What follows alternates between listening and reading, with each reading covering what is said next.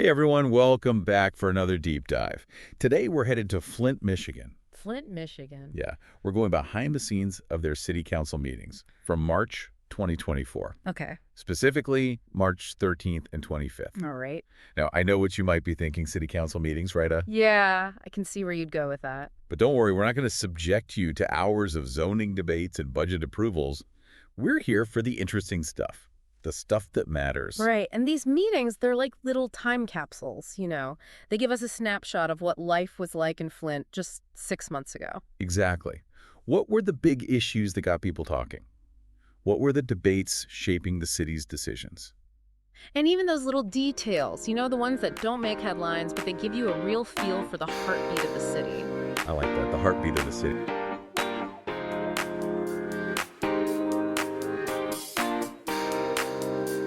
And speaking of things that get the heart pumping, our friends over at the Miniska Masterpieces podcast, they gave us a heads up. They always have their ear to the ground. Oh, they're plugged in for sure. They told us, you, our amazing listeners, are fascinated by fire trucks. Fire trucks, classic. And guess what?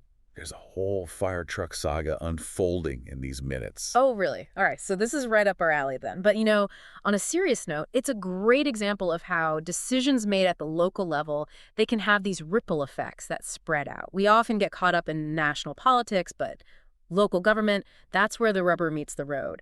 It's where the decisions get made that directly impact your everyday life. That's so true. So, okay, let's jump into that March 13th meeting. Now, it starts off pretty standard. You got your roll call, your invocation, Pledge of Allegiance, the usual. Right, the formalities. But even those routines, they can actually tell us a lot, like who's there, who's not. How do those initial moments set the tone for the meeting? It's like a little window into the dynamics at play, maybe even hints at some underlying tensions or alliances. It's all about reading between the lines. Exactly, reading between the lines. Okay, so fire trucks. Yeah. The minutes mentioned the city's need for a new one. A new fire truck, okay. But not just any fire truck. They're talking about a specialized vehicle, something designed for tough terrain. And remember, this is for you, our listeners, because we heard your fire truck fascination. Special shout out to all our fire truck fans. So tell us, why would Flint need this kind of specialized fire truck? Well, Flint has some unique geography, right? There are areas that are really tricky for a standard fire truck to navigate. So this specialized truck, it's not just about having the latest and greatest, it's about being prepared. So it could be a real difference maker. Absolutely. Could be the difference between a swift response and, well, a much more challenging situation. Yeah, that's a high-stakes decision for sure. And it gets to that core issue of how local governments balance limited budgets with essential services, right? 100%. It's not just about buying a shiny new truck. It's about investing in the safety and well-being of the entire community. Couldn't agree more. And that balancing act, it actually leads us to another big topic from this meeting: community grants. It's always a challenge, right? Figuring out how to allocate those limited funds fairly, especially when you have so many worthy causes all vying for support. Right, and the minutes really highlight this debate. You could almost feel the tension as the council members weigh the pros and cons of each request. So to really illustrate this, maybe let's zoom in on a specific example. Okay, yeah, let's make it real. So there was a request for funding to support a youth arts program. A youth arts program. No, that's a great example, right? Arts programs, they can be so valuable, especially for young people. Creative outlets, building confidence, fostering a sense of community. It's more than just arts and crafts, right? Yeah. Exactly. But the question is, are they seen as essential as, say, fixing potholes or, public safety? These are the tough choices local governments have to make, trying to stretch those dollars. Tough choices for sure. And often those choices spark some pretty passionate debate. Speaking of which, let's fast forward to that March 25th meeting. Things get kind of interesting. Oh, how so? Well, one council member had to recuse themselves from a vote. Seems there was a potential conflict of interest. Conflict of interest. Yeah, that's a big one in government. Basically, it's when someone's personal interests could influence their decisions on the council. Right. So it's about making sure things stay fair and impartial, right? Exactly. Making sure decisions are made for the good of the community, not for personal gain, It's about maintaining that public trust. It reminds me of this one time I was asked to judge a chili cook-off. Oh, no way. Yeah. But my best friend was one of the contestants. Oh, wow. That's a tough one. I know, right? They had to back out. Even if I could be objective about it, it just wouldn't have looked right. Totally get it. It's about avoiding even the appearance of impropriety, as they say. Exactly. So even though the minutes don't get into the specifics of this particular conflict of interest, it definitely makes you wonder, right? Like, what's the backstory? What are the relationships at play here, the power dynamics within the council? Right, sometimes those little details, those omissions, they tell a bigger story than what's actually written down. Totally. Now, let's shift gears for a moment. Let's talk about the public comment period. Always an interesting part. Right. It's the chance for residents to share their thoughts directly with their elected officials, to voice their concerns, share ideas, really hold their leaders accountable. Direct democracy in action. And in these minutes, we hear a real range of concerns from the people of Flint. Some spoke passionately about affordable housing.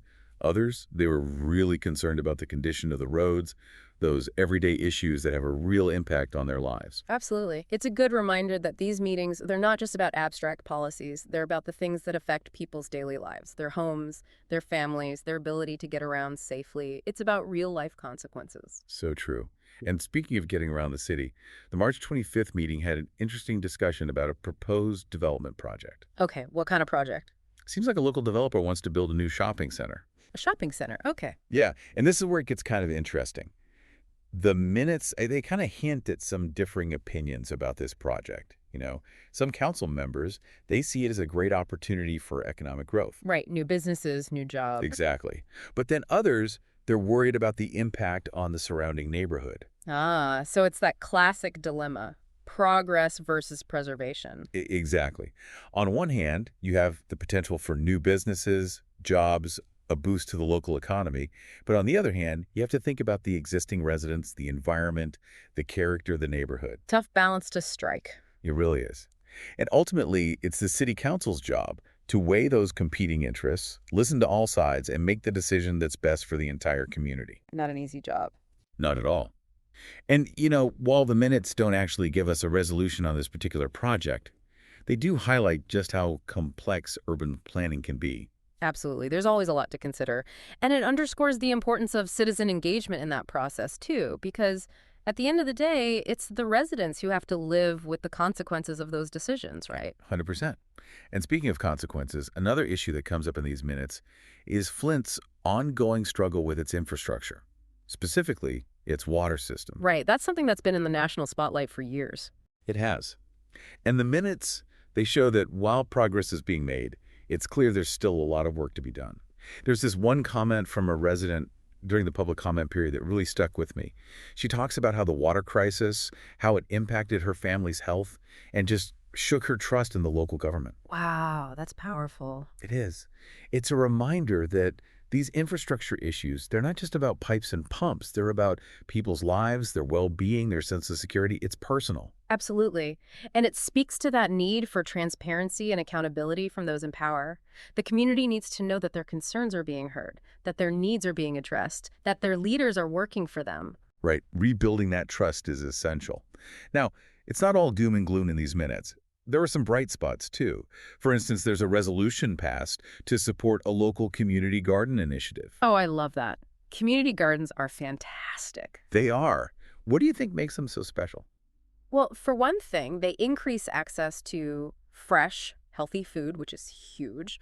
But they also create these wonderful community spaces, places for people to come together, learn new skills, and just connect with nature and each other. It's a simple idea, but it can have such a ripple effect, right? Exactly. It's about so much more than just gardening. It's about building community from the ground up. Yeah, it's amazing how something as simple as a garden can bring people together and make a real difference. It's true. It's about those small steps, those local initiatives that often fly under the radar but have a huge impact. And speaking of impact, something else caught my eye as I was going through these minutes, kind of a recurring theme, actually. Oh, tell me more. All those resolutions, the ones honoring local folks and organizations. Oh, right. Those often get lost in the shuffle, don't they?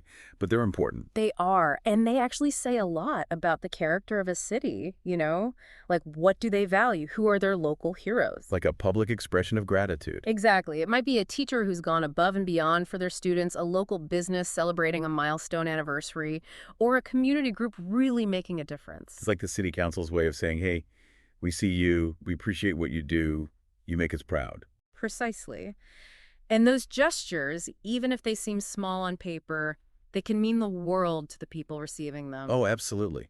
It's about recognizing those everyday heroes, the people who make a community special. It builds a sense of pride, a feeling of belonging. It's powerful stuff. It really is. So as we wrap up our deep dive into Flint, I'm curious, what were your biggest takeaways? What surprised you? What stuck with you?